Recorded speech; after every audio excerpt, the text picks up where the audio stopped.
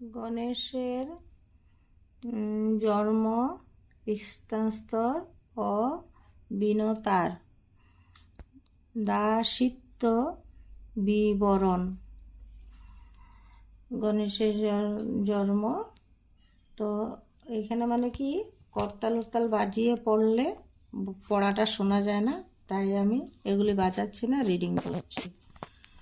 পুনরূপী সনক বললেন লুমেশ বিদ্যমানে, দেবদৈত্য নাগ পক্ষী হইল এক মনে।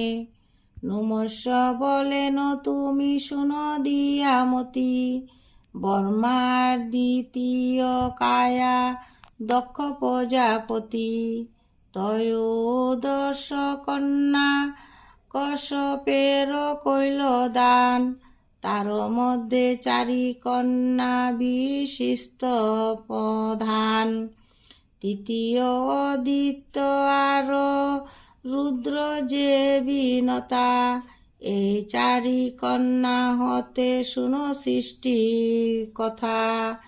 ইন্দ্র আদি দেব হইল দ্বিতীয় যে ঘরে, যত সব দৈত্য হইল অদিত্য উদরে।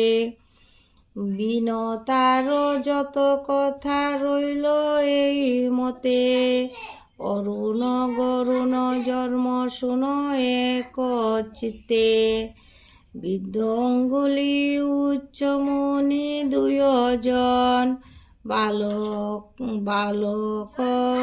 কিল নাম তার মহাতপুধন। বটপত্র গোটা দুই লয়ে মুনি বরে, সাঙ্গা বান্ধিয়া দুই মুনি লইয়া যায় ভরে।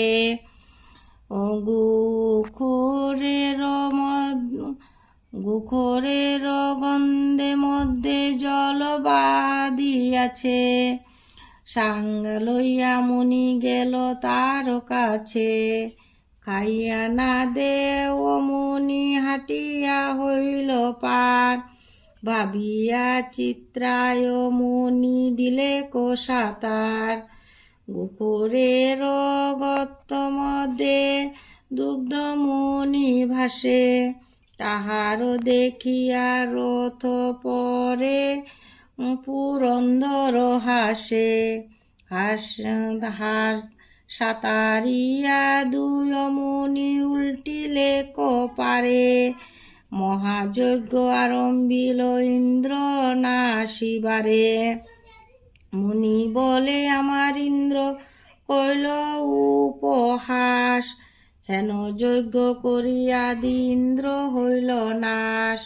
ইন্দ্র শাপ পাইয়া করি শুন প্রজাপতি, দেবগণ লয়ে ব্রহ্মা মুনির করে স্তুতি। সুকবি নারায়ণ দেব সুরস পাঁচালী, মুনির সম্বন্ধে বলে কটালাচারী।